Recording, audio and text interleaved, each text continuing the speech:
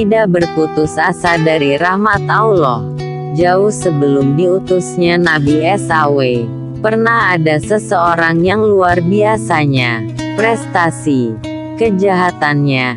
Dia telah membunuh 99 orang tanpa alasan yang benar.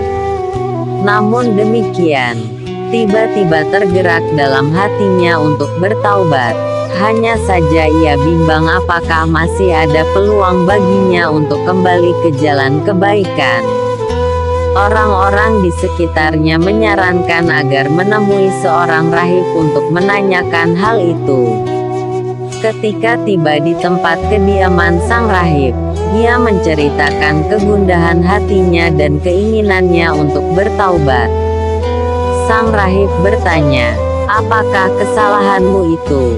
Ia berkata, "Saya telah membunuh 99 orang tanpa alasan yang benar." "Apa?" seru sang rahib penuh kekagetan. "Membunuh 99 orang. Tidak ada jalan bagimu. Tempat yang tepat bagimu adalah neraka." Lelaki itu sangat kecewa sekaligus marah. Ia sadar bahwa kesalahannya memang begitu besarnya. Tetapi cara sang rahib menyikapi dan memvonis itu sangat melukai perasaannya. Walau hatinya mulai melembut dengan keinginannya untuk taubat, tetapi jiwa jahatnya belum benar-benar menghilang. Tanpa banyak bicara, ia mengambil pisaunya dan membunuh sang rahib.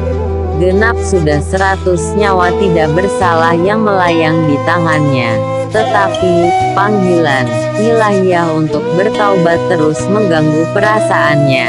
Hanya saja ia tidak tahu harus bagaimana.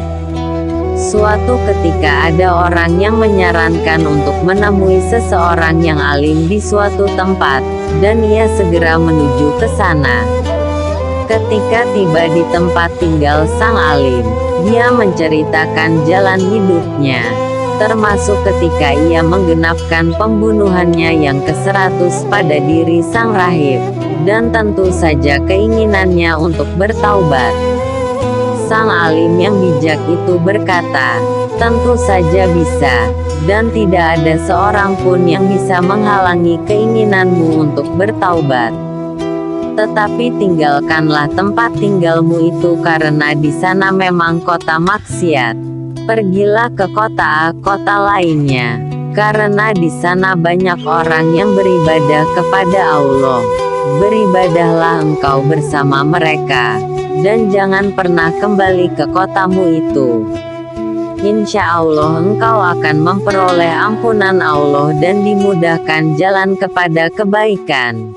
Lelaki itu segera berangkat ke kota yang dimaksudkan sang alim, tetapi di tengah perjalanan kematian menjemputnya.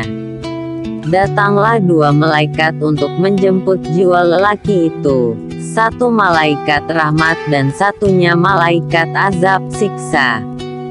2 malaikat itu bertengkar dan masing-masing merasa berhak untuk membawa jiwa lelaki itu. Sang malaikat rahmat berkata, "Ia telah berjalan kepada Allah dengan sepenuh hatinya." Malaikat azab berkata, "Dia tidak pernah berbuat kebaikan sama sekali, justru kejahatannya yang bertumpuk-tumpuk." Mereka berdua terus beradu argumentasi, sampai akhirnya Allah mengutus malaikat yang ketiga dalam bentuk manusia untuk menjadi hakim bagi keduanya. Setelah masing-masing mengajukan pendapatnya, dia berkata, "Ukurlah jarak 2 kota itu dari tempat kematiannya ini. Mana yang lebih dekat, maka ia termasuk dalam golongannya." Mereka mengukur jaraknya, dan ternyata kota yang dituju, kota tempat ibadah dan penuh kebaikan, lebih dekat sejengkal daripada kota maksiat yang ditinggalkannya. Maka jiwanya dibawa oleh malaikat rahmat, dan ia memperoleh ampunan Allah.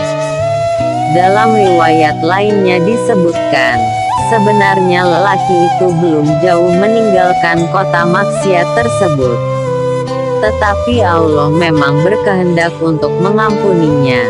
Maka dari tempat kematiannya itu, kota kebaikan dan ibadah dipanggil mendekat dan kota maksiat dihalau menjauh hingga jarak keduanya hanya selisih sejengkal tangan. Lebih dekat kepada kota kebaikan.